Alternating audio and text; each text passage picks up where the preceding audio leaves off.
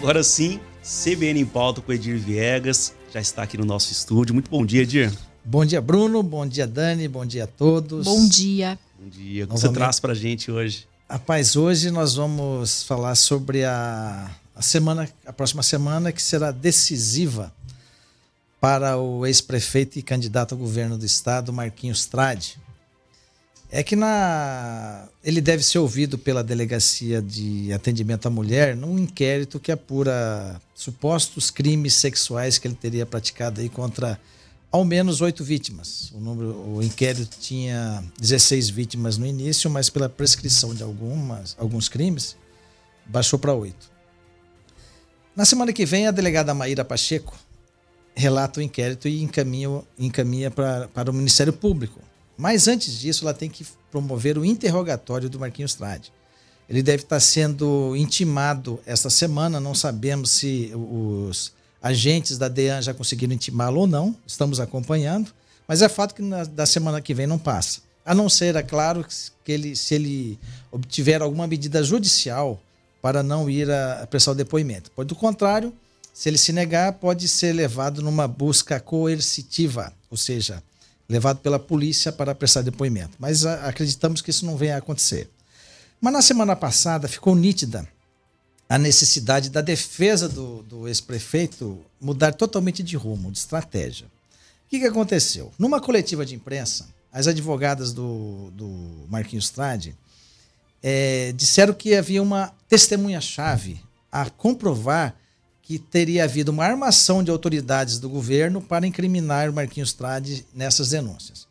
E na ocasião foi falado a respeito de uma ata notarial que teria sido registrada em cartório. O que é ata notarial? A pessoa vai até o cartório e fala, olha, eu quero fazer uma declaração, eu queria que isso ficasse registrado, porque o documento do cartório tem fé pública. Tá? E as advogadas falaram sobre essa ata e tivemos acesso a esse documento. Um assessor da prefeitura foi até o cartório para fazer a tal denúncia e disse que ofereceram dinheiro para ele arrumar mulheres que viessem aí a prejudicar o Marquinhos Trade. E juntou alguns prints de WhatsApp, que, olha, não traz nada de informação, não coloca o menor pingo de veracidade naquilo que ele falou, não dizem nada com nada, ou seja, como peça de defesa, não serve para nada. Serve sim para se criar um factoide político para tentar convencer a população de que essas acusações e esse inquérito são resultado de armação política. Tá? E não é bem assim, todo mundo sabe. Senão o inquérito já teria sido, inclusive, encerrado, porque tem uma juíza acompanhando o caso e tem o Ministério Público também acompanhando o caso, não é apenas a Polícia Civil. E na sequência, nessa mesma coletiva, foi apresentada uma outra ata notarial, dessa vez assinada por uma das vítimas, uma das mulheres que procurou a polícia para denunciar o ex-prefeito. E olha só, não tinha também nada de novo nisso aí, porque na sequência se descobriu o quê? Que essa pessoa, essa vítima que foi ao cartório para mudar a versão inicial que havia dado à polícia, estava acompanhado de uma pessoa que hoje está presa em função da tentativa de obstruir as investigações. Está presa com ordem judicial. Então são duas atas notariais aí que não tem peso nenhum, a não ser, é lógico, a tentativa de se criar um factoide político-eleitoral no curso de um inquérito policial, né? E foi por aí. Existe um vídeo das câmeras de segurança do cartório mostrando esse rapaz, que também é ex-assessor do ex-prefeito Marquinhos Trade, conduzindo essa vítima até o cartório para ela fazer essas declarações. Ponto. E está pagando por isso hoje para estar preso. E aí, ainda nessa coletiva de sexta-feira, as advogadas do ex-prefeito distribuíram cópia de uma terceira ata notarial. Perceba que a estratégia da defesa é a ata notarial. A ata notarial não é ir até a polícia para rever as declarações, prestar um novo depoimento. Olha, eu quero corrigir o que eu falei lá atrás, não era bem isso, agora eu quero me retratar. Não, vai sempre no cartório. E nessa ata notarial distribuída à imprensa pelas advogadas, constam os nomes de duas das vítimas. O gozado é que essas mesmas advogadas que foram até a DEAN e denunciaram e pediram a instauração de inquérito para apurar o vazamento de informação, porque o inquérito corre sob segredo de justiça, essas mesmas advogadas distribuem à imprensa um ato notarial com o nome de 2 das vítimas. Ou seja, é de um amadorismo, olha, chega a ser gritante um advogado, uma advogada fazer esse tipo de papel. O que vai acontecer?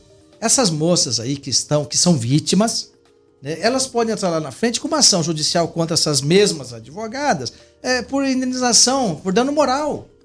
Porque expôs. São pessoas vítimas de crime sexual cujos nomes foram expostos. Foram entregues para a imprensa. A sorte que a imprensa não divulgou essa bobagem, né? Esse factoide, porque do contrário, como é que faz? A vítima agora virou culpada? A vítima do crime sexual agora, na visão dessas advogadas, são culpadas porque são eventualmente garotas de programa. Como se o fato de ser garota de programa deixassem as imunes de serem vítimas de crimes sexuais. É um absurdo, é um samba do crioulo doido, é de um amadorismo, de uma incompetência muito difícil, né? E agora o que tem a favor do Marcos Trade? O Ministério Público recomendou a exclusão de 8 das 16 vítimas. 8. Isso não quer dizer que essas 8 vítimas, que ele é culpado ou inocente. Quer dizer que essas 8 que foram excluídas perderam o prazo para apresentar denúncia, prescreveu o crime. Os crimes prescreveram ou não foi considerado crime. Mas fato é que o judiciário, a juíza do caso, manteve 8 das mulheres lá. Ou seja, existe uma convicção aí de que essas 8 são, de fato, vítimas. E elas continuam no inquérito. E essas 8 que foram excluídas continuam no inquérito também na condição de testemunhas. Não é uma situação muito confortável para esse prefeito. Em resumo, semana que vem a gente espera que isso conclua e estaremos acompanhando esse caso, Dani e Bruno, e vamos trazer mais informações para vocês. Muito obrigado, Edir. Até mais. Nosso próximo encontro aqui na Rádio CBN. Eu que agradeço, Bruno, Dani. Um abraço a todos e um bom dia a todos os ouvintes.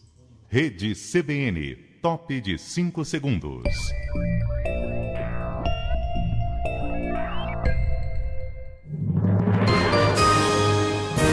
Repórter CBN.